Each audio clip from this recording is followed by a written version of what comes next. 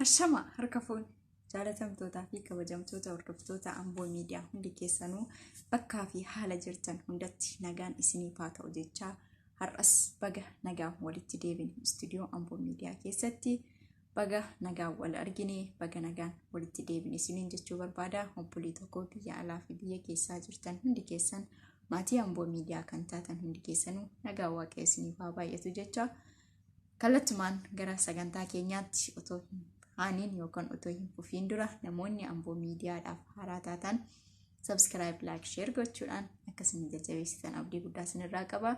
Egaa jechoota keessatti mixeen wal qabattee laga ceeti jedhu nama reefu ka'aa jiru, nama sadaandii guddinaatiif tattaafachaa jiru, namni kamuu bira darba jedhee hin amanu. Amboo Miidiyaan har'aaf xiqqoo ta'uu dandeessi. Yookaan xiqqoo sababa miidiyaan shis hordoftoota xiqqoo qabaachuu danda'a. Tarii waggaa 2 waggaa 3 booda wanti kun jijjiiramee hordoftoota baay'ee fi seenaa gaggaarii fi babbareeda akka isheen miidiyaa kanarratti dabarsitu gamanumaan murannoo keessa ishee jiruu fi dhaamsa asumaan isiniif kaa'uu barbaadu yoo jiraate kanadha.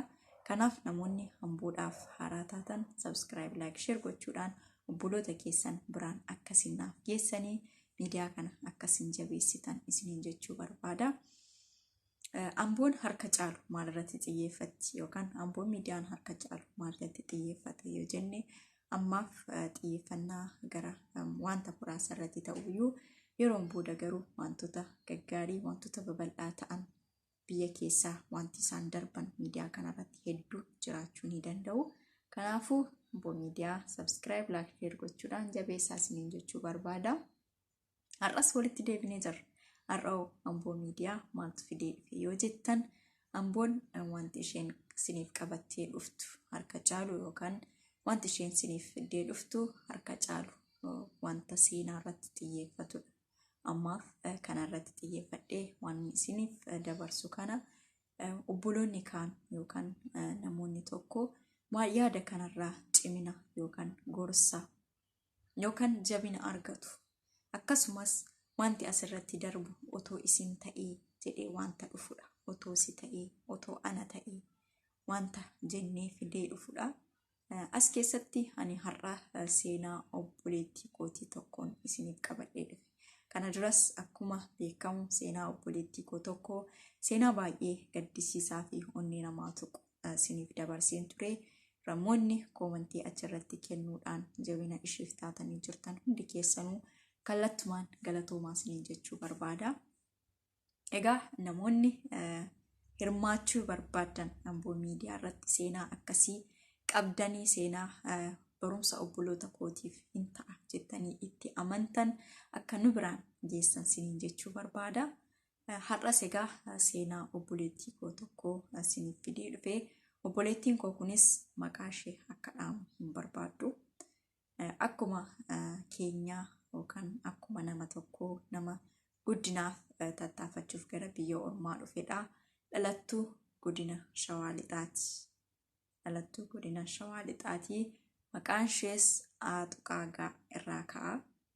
Kana caala itti darbu yookaan itti isiniif fufuu hin danda'u.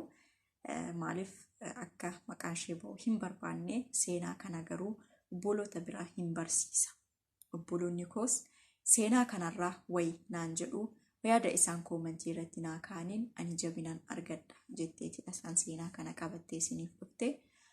Kanaaf seenaa kana egaa kan isin biraan ga'u ani Amboo Miidiyaati. Gamanumaan nu faana turaa isiniin jechuun kallattumaan isin affeera seenaa kanatti isin dabarsaa. Obboleettiin koo kunis seenaa ishee keessatti maaltu ishee mudate kan jettan hundumti keessanuu dhaggeeffachuuf akka hawwii qabdan abdiin qaba. Obboleettiin koo jireenyaan otoo biyya ormaa hin dhufiin dura akkuma nama kaanii akkuma nama kamii maatii harka qalleeyyiis hin jedhamanii qabeenya qabanis hin jedhamanii jiddu galeessummaarraa dhalattee guddattee maatii ishee keessatti amma nama tokko hinuma jiraachaa turti. Jireenya gadi bu'aas jireenya ol ka'aas miti jireenya giddu galeessa dabarsaa kan turtedha. Egaa barnoota ishee otoo barachaa jirtu sadarkaa dargaggummaa yookaan umurii dheeraa qabachuurra ni geessi. namni kamuu maatii bira otoo jirru hiriyaa akka nuti qaban yookaan akka nuti hiriyaa baafan namoonni nu eeyyaman nama muraasa. Keessumaa xiyyeeffannaan barnoota kee irratti kenni, guddina kee irratti kenni jechuu irratti maatiin keenya nu cimmeessu, nu bukkee dhaabbatu malee akka nuti hiriyaa qabannee iddoo hin taanetti kufnu hin barbaadanii. Maatii ishee nama kana keessaa gaa maatiin ishee namoota akkanaa keessaa nama tokkodha. Kana otoo ta'ee jiru guyyaa gaaf tokko daandii irratti otoo deemaa jiranii obboleessa keenya dhiiraa dargaggeessa tokko wal baratti.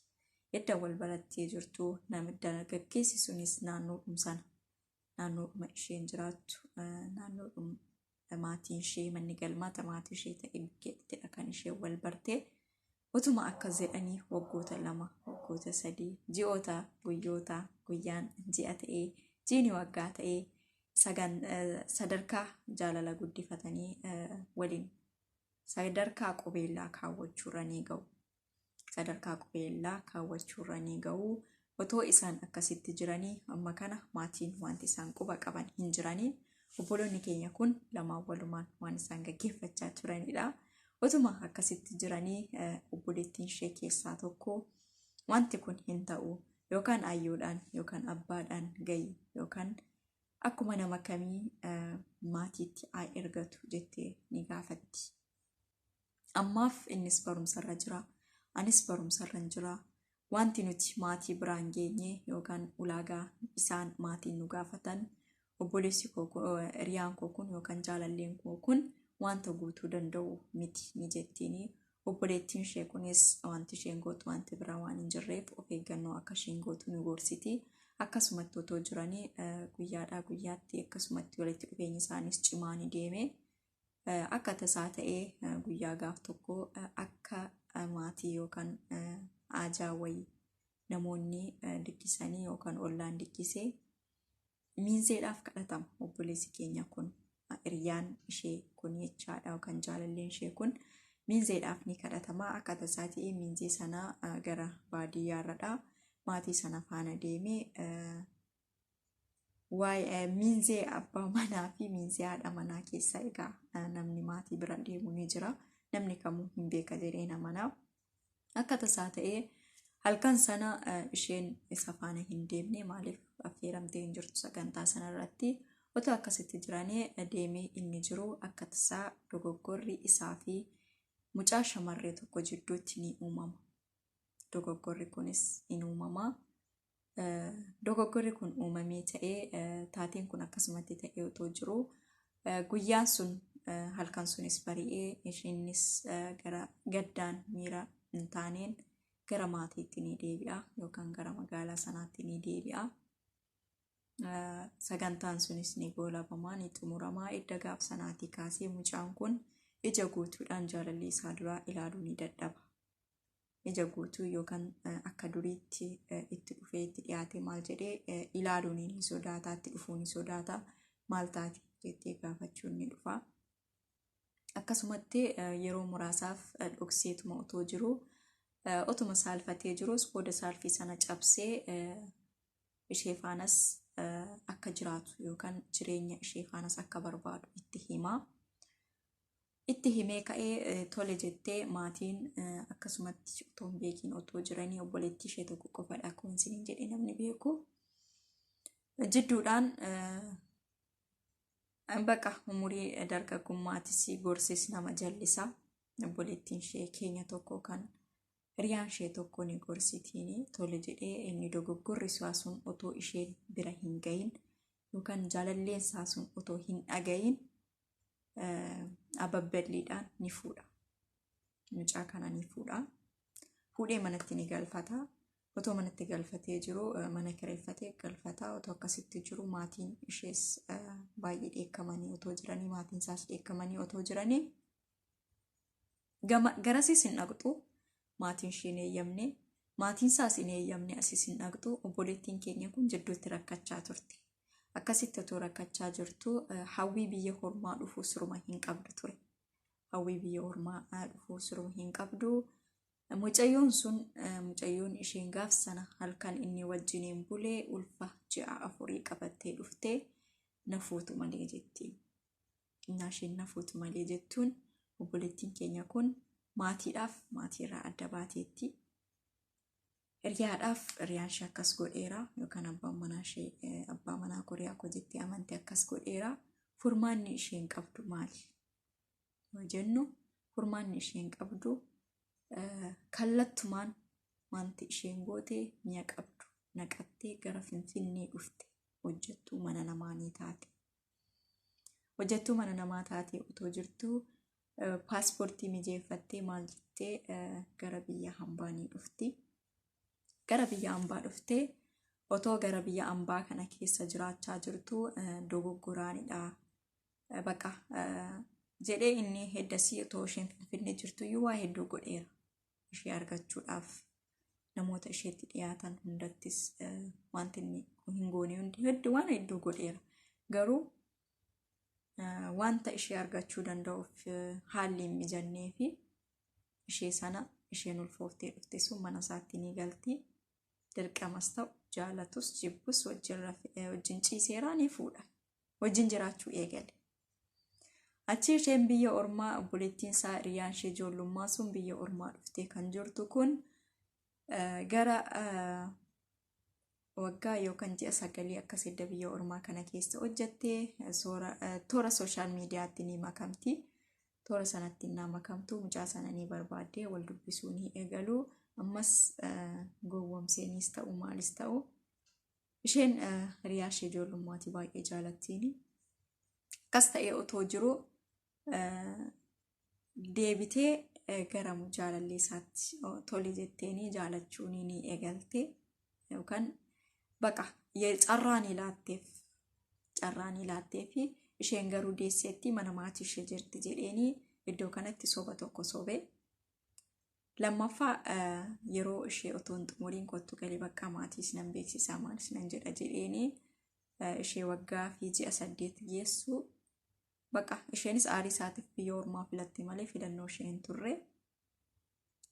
Deebitee gara biyyaatti ni galti. As keessatti wanti isin hubachuu qabdan maal inni dhiifama tokkoffaa gooteettiif. Innaa isheen deebitee gara biyyaa galtu haati manaa isaa sun yookaan dogoggorraan ilmoo kan irraa godhate sun manuma inni jiru keessa jiraachaa jirti yookaan manuma innii fi isheen dura kireeffatan sana keessa jirti. Wanti kun isheetti ammas dhukkuba cimaanii ta'ee isheen isa biratti singallee maatii sossobsiistee maal jettee maatiinis egaa gara biyya ormaa kanannaa dhufan maatiinis naatoo wanti isaan hin taane hedduun hin jira hin ta'an hedduun hin jira. Maatiin sunis dhiifamanii godhuu fi isheen gara isaatti otoo hin taane kallattumaan gara maatii isheetti ni dhaqxi. Amma ammaatti jaalallee isaa ijoollummaati isheen kun isheen immoo deebitee dhiifama gootee fi kaatee ni sobamte.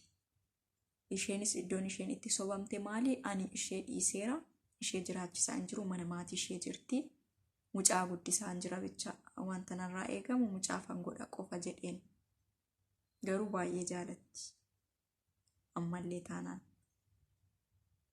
Tole mucaa sana qarqaaraa otoo jirtu achuma inni mana naannoodhum sanaa kireeffatee iyyuu edda isheen dhufuu geessee naannoodhum sanaa kireeffatee kophaa bahee isheen akkasumatti ilmoo ishee qabattee mana sana keessatti ni haftee mee maalan godha yookaan amanee tole jedhee isa faana jiraadhu moo ammas namni kun na sobaa jira kan jedhudha obboleettii keenyatti gaaffii kan ta'e.